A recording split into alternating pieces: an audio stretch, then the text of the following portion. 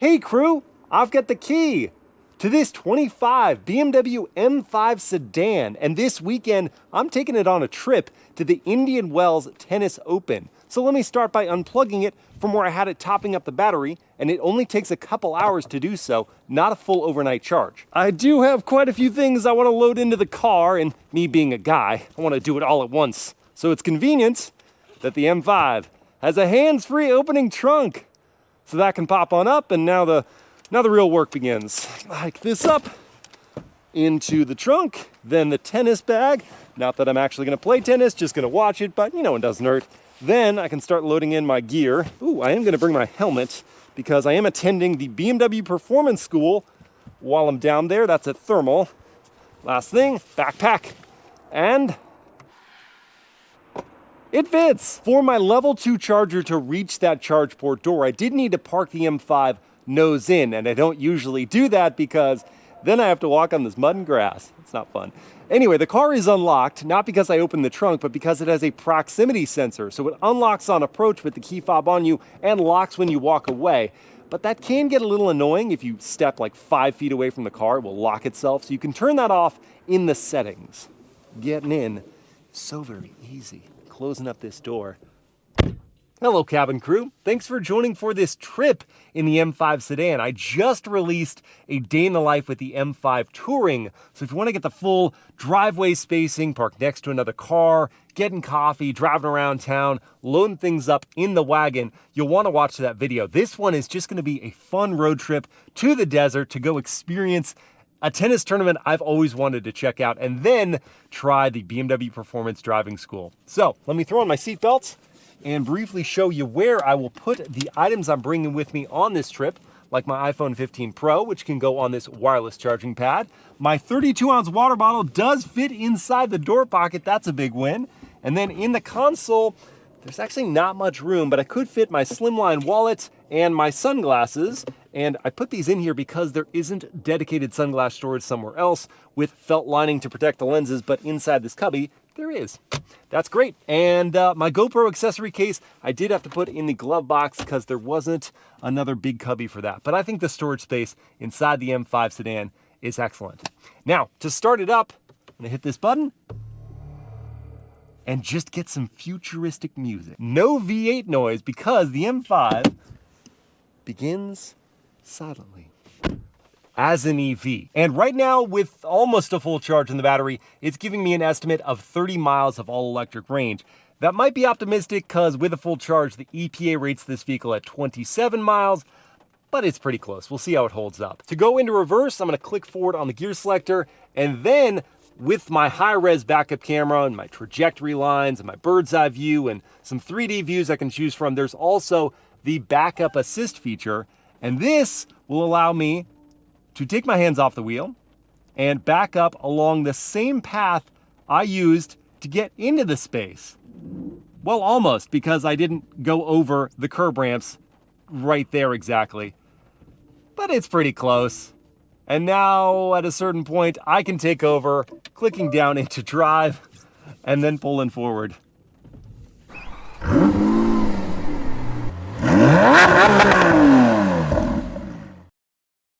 I am getting on the road quite a bit later than I was expecting to, and so I plan to encounter a lot of traffic on my drive down there. But instead of that stressing me out, for whatever reason, starting calmly, serenely, as an electric vehicle, I feel much less tension. And I like that I didn't have to press any buttons to be in this mode. It just starts as a hybrid, prioritizing EV driving as long as there is good charge left in the battery. I could force it to be an EV by going into the electric mode, or vice versa. I could force on the gas V8 to hold on to charge for later use, but if you want to be lazy, like I want to be right now, or in my case, just in a rush, it's a hybrid. Though what can be much more complicated is the setup screen, where you get to choose your powertrain, braking regen setting, your transmission response, steering heft, brake feel, suspension firmness. All of that is calibrated in this screen. Or you do the smart thing and you program presets into your M1 and M2 modes. I've got it set up where M2 is like, let's go have fun on a canyon road, and M1 is like, let's just relax for a second. So let's do M1 here. I hit it twice, I only needed to hit it once. And the way I've set it up is comfort everything, max on the braking regen. And even with max braking regen, it's not a one pedal drive experience. It's a decent amount of slowing, but you are gonna have to use the brake if there is an abrupt stop or anything close to it. And I just remembered that I left my fast track transponder, my express lane, if you don't live in SoCal, transponder at home. So even though I'm already late, I get to go back and get it. But at least that'll give me a chance to listen to the turn signal sound, which is not bad in tone, but boy is it loud. If you are sitting at a light for a long time, you often want to switch that off. What about the turning radius? Wheel fully turned. And I'm gonna clear it. That's a pretty solid turning circle, thanks to the rear wheel steering. What's a trip without forgetting something, right? Got it now. At least it's not a person. All accounted for? Aye, aye. I spend too much time alone talking to myself. All right, getting on the highway, finally. And the rain is falling, so I can just use the auto setting and it should calibrate based on how much rain is falling. Boy, it's me in the S-Class, mono-y-mono right now. It doesn't have to be though, because I can just go into the setup screen, Drivetrain Sport Plus, Shift Logic Sport Plus, and I've got all the passing power I would ever need to get into the lane of my choosing. Man, SoCal, man, the moment it starts raining, it's been raining for like a week and a half, but the moment water starts falling, everyone drops the pace by like 15 miles per hour instantly. Boom! That lane's taken care of.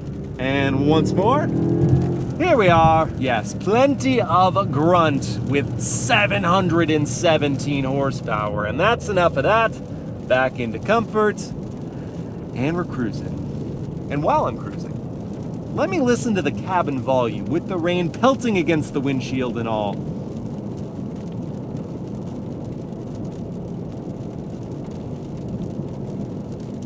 Well, beyond the rain, you don't hear a whole lot. Just a little bit of tire noise. Small bit of wind noise here at the seams. Outside cars. As I pass them, I don't really hear those. It's well insulated. And because I went back home, thankfully, and got that transponder, I was able to avoid a lot of the initial traffic congestion. But even without traffic, I can still use the driving assistance features like adaptive cruise control and steering assistance, so I don't have to go to the throttle or brake to speed up or to slow down and maintain the gap to the vehicle in front of me. And the steering assistance helps me stay in the center of the lane, which is really handy when you have all these barriers here that have marks on almost all of them from people probably doing just what I was about to say, losing attention for half a second, drifting and knocking into them. That's never a concern because it keeps you in the center. My only real wish list item for this system would be full hands-free driving at high speeds. It'll work below 45 miles per hour. It's called Traffic Jam Assist Plus or Pro, something like that. Either way, it works there, but when you go above 45, you have to have your hands back on the wheel. But as luck would have it, or misfortune in my case, but luck for demonstration purposes, we're now in some traffic, and now I can go hands-free. The light bars stay green as long as you keep your eyes up on the road. And this does reduce some of the annoyance of traffic. Some of it, not all. Because I'm on a section of highway that's not smooth, let me mention the ride compliance here, because the way the vehicle is set up, the rebound appears to be super strong, like it's choppy. And in this case, where there are sections of highway that meet together, and there's a gap in between each of them, that was the driver attention to being upset, I looked away too long.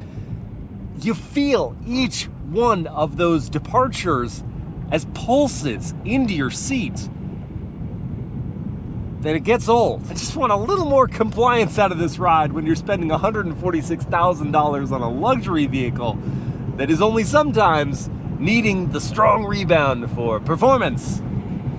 I certainly don't need it right now. But you know what might take the edge off of irritating road surfaces? A massage. And unfortunately, we don't have it. Yeah, I don't know why. This amount of money, and so many different ways you can adjust your seat to a great driving position, some of which being in the infotainment. I wish they were all just on the side here. That doesn't make sense to me. But anyway, thigh extensions, side bolsters, height adjustment. I've got great headroom for me at 6 feet tall, fore and aft, power adjustments to the tilt and telescope of the steering wheel for a great place for the hands to rest. All this, plus terrific padding, excellent feeling leather. They're just missing the massage. Now that the pace is picking back up again, much as I've enjoyed the relaxing sound of rain, I would also like to hear some music. And there is a Bowers & Wilkins sound system to deliver that to me via the wireless Apple CarPlay. And I love that it takes over the whole screen, makes the apps nice and large, easy to find what I'm looking for. Reduces distraction, though. If I really wanted to keep my eyes up on the road, I could use this dial down here to control the screen. Get over to Spotify, and then to my favorites, shuffle play, and then I can use this dial here to adjust the volume, and there are seek buttons to switch up the song. Let's just seek forward a little bit. And what volume level are we at? We're at like 55%. That looks to be maybe 60 out of peak 100% output. Let's go up a little more. Maybe 65 there. Ooh.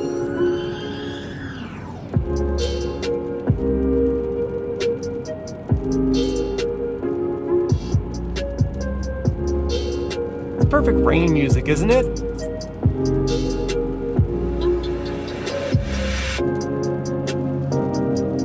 That's a stellar sound system. The profile is expansive, the highs and mids very well defined. The only thing is the bass doesn't quite have the punch I'm looking for to add to that profile, really help immerse me in the tunes. But what I'm left with is a superior sound system that certainly blocks out all the outside noises and just delivers that quality. In my mad rush to get out of the house, I didn't eat anything, so I'm pretty hungry, and Raising Cane's should fit the bill just nicely. I'd prefer not to get wet as well, so let's use the drive-thru. Could I just do 6 chicken fingers? 6 fingers, okay. That's it. Alrighty, Miles, I'm gonna have a 6 fingers for you with sauce. I'll have that total for you at that very first window, sir. Great, thank you. Thank you very much. Have a good day. You too. Parking sensor's going nuts there. We're gonna be okay. Especially now, because I've got food. Now, I know you're very tempted to judge my order. I didn't get the French fries. I know they're good. I just had a lot of French fries at In-N-Out yesterday, so I just need some chicken, okay? Just lay off. No regrets. So good. Now, before I return to traffic and the rest of my trip, I wanted to just have a little bit of fun with a real-world 0 to 60 test. So my race box is set up here to record. I've got everything ready for launch control, holding my foot on the brake, pinning the throttle. Launch control is ready, letting go. So much tire spin. Oh, but then we hooked and we got to 60 in 3.42 seconds. With how wet it is, that is insane.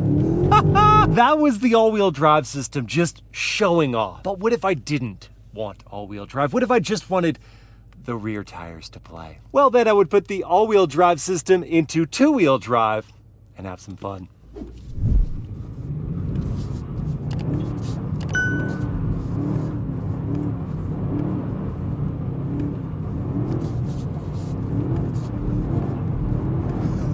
Oh, it's so easy. The duality of all-wheel drive grip and then rear-wheel drive hooliganism is hilarious and amazing. And what a good donut detour that was. And what perfect timing to conclude my wet weather shenanigans, because the skies are clearing and the sun is shining down in Palm Desert. I've made it to the Renaissance Resort at Indian Wells. Let the tennis and cars weekend begin. Let's see my room for the next couple nights. Clean bathroom. And a couple of queen size beds. Would have preferred a king, but whatever. I'll sleep here tonight and here tomorrow night. I've got a view of the fairway with a water feature. Ooh, but really it's all about that backdrop. I'm rising and shining with an Americano and a breakfast burrito. But now I'm hitching a ride with Forrest in his Isle of Man green M5 Touring. What's up, bro? What's up? You got a funnel back here? I do. What is the story behind this? Yes, cup holders in the back. This is cool because I didn't get to sit in the back of the M5 when I had the Touring. Oh, really? No. Is it spacious at all? I feel like it's not as spacious as you think it would be. Yeah, this really isn't bad though. So like behind you, I've got like knee room, foot pocket room, head clears, big glass roof is cool. No, I think this is fine. 4 zones of climate. Yeah, sweet. Sunshades. 2 sunshades. On our way to tennis. And let's just get a quick adrenaline pump. We ready? Yes, coffee is braced. All right, here we go. Your thing good?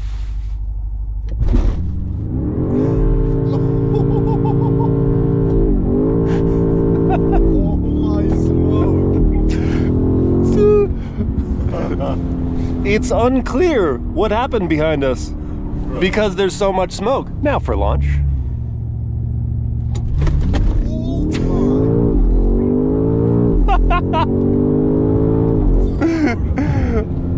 I had to hold the coffee literally at an angle to keep it in. I was just like this. Do you think the Touring makes more sense than the sedan though?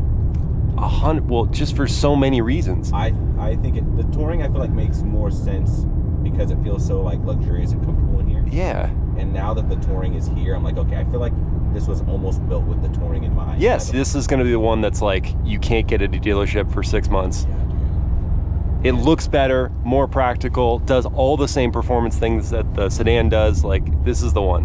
Here's a big question. Mm-hmm. We already know it performs better than RS6. Does it look better than RS6? Oh gosh, no. I don't think so. No, I think RS6 is still like an insanely good looking car. It's so good looking. Boost. Woo! I did not prepare my neck for that one. After many redirects, we have finally arrived. Yay! Yay! Inside tennis paradise. Oh, the black wheels. Wow. I promise we'll get to tennis at some point, but it's still about the cars for now. It's like a tennis player's dream closet. What do we think? Should I find a new camera hat? Fun fact, I am a staunch believer in sunscreen. I spent so many years just filming out in the sun that I have to protect my skin, so I always apply before the camera goes on. All right. This is cool. Watching the women's doubles final.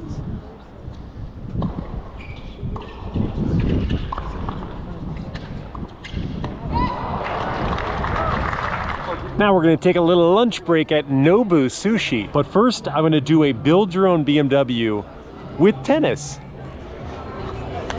So the way it works is I hit a ball at the options on the screen, and that's how I construct my BMW. Oh, M5 Touring, exactly. Paint color. Oh, let's do that. Isle of Man.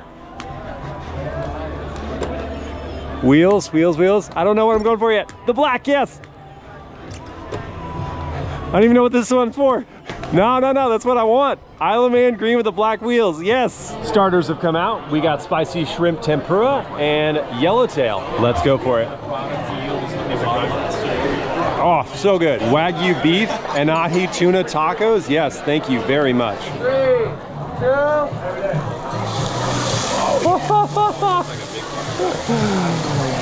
A Wagyu barbecue. Now to watch the men's semifinals of Medvedev versus Rune.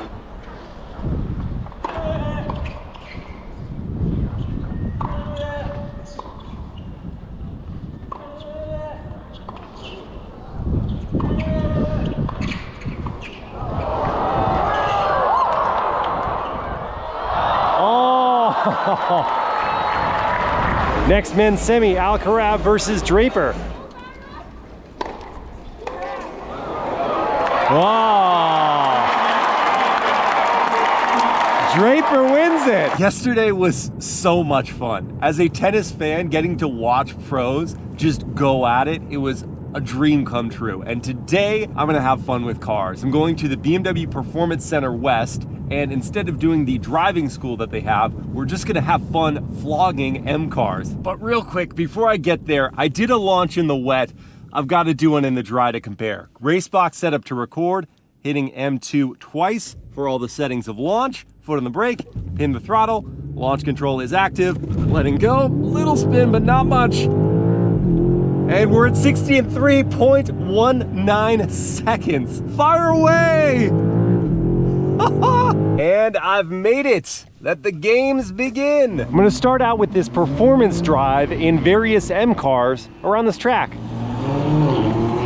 Looks like I'm starting out in this X4M competition. All right, here we go.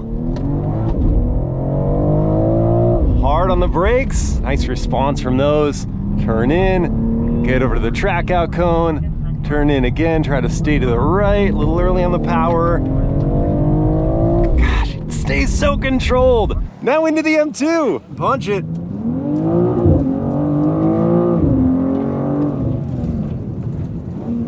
Brakes nicely.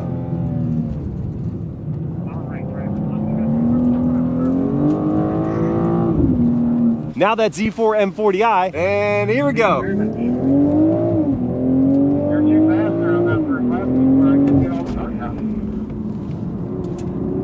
I like this car, but man, don't have the rigidity with the soft top, and they definitely don't have the braking of the M cars. Kind of like there as well. Roll on. But the inline 6 is a monster motor, though. Yeah, a little smoothie control that time and before as well. Wait till you get up here, it's a little straighter to go full run. Still so fun, but not a full M car, that's for sure. This next event will be really fun. It's called the Rat Race, and we are gonna stage where we're on opposite sides of that skid pad and try to chase down the other car with a mix of sliding and just braking and turn in to just have it as precise as possible. This should be good. I have traction off, stability is off, I'm in the rear drive mode. So I guess it's Forrest and I who are gonna do a practice run first.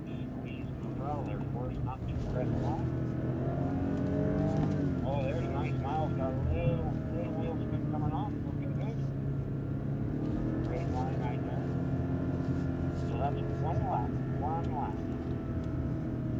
If this was a race, there's a half lap to go. Forrest, remember to stop at the green zone here this time by.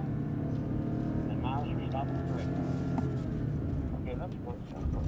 So, He beat me. All right, that was awesome, man. I had to feather it so much more than I thought I did. I went to third. I have one last chance to pull out a victory. I'm facing Sonia. She's a great driver. This should be tough. I think I have a different strategy going in, though. let's go.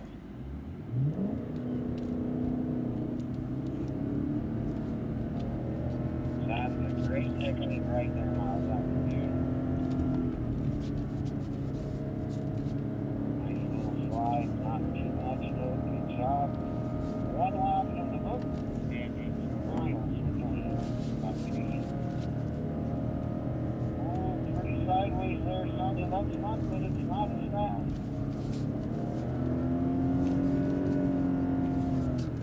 And there's one to go. Oh no, it's sitting over there. We call that a spin right there.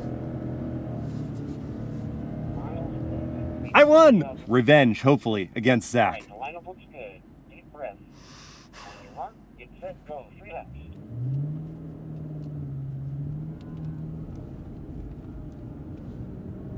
Yeah, if Zach took off any smoother, I would think the traction was on. I know it's not. All right, one lap. Let's see. It's really close, but it's Miles with probably a 2-foot lead. Here we go. 1.5 down, 1.5 to go. Miles extends the lead by a couple more feet. Finally getting it.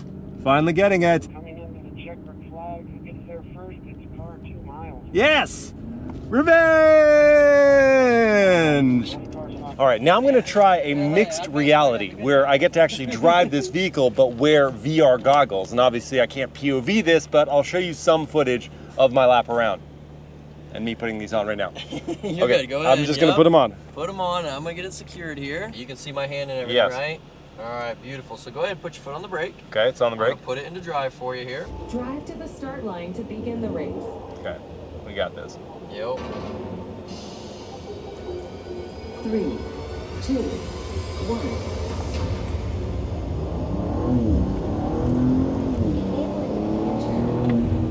Go, good. Eyes to the left. Nice. Good vision there. That's what we're looking for, right? We want those eyes looking through that corner. Just go a little slower Just a through tiny bit. here. Yep, there we go. So we don't have any. Oops, Yeah, that was no, a you're little good. too quick. You're still good. Didn't That's cook it. right. A little bit understeer, but we're still on course. We still got our coins and hard in the box. Nice. Great job. That should count. You are in Okay, first cool. place. There it is. Look at that. Nice, Top 127, leader nice. By 3 seconds. Sweet. Nicely done. I don't know if you Nice. can see my hand. I'm giving you a fist bump there. There we go. All right, nice. That was super fun though. And then the possibilities are limitless now. Proper hot laps incoming. No heat in the brakes, so let's hope they can stop here. Brakes work. Cooking.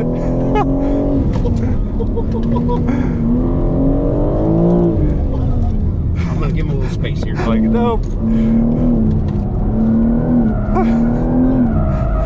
R.I.P. tires.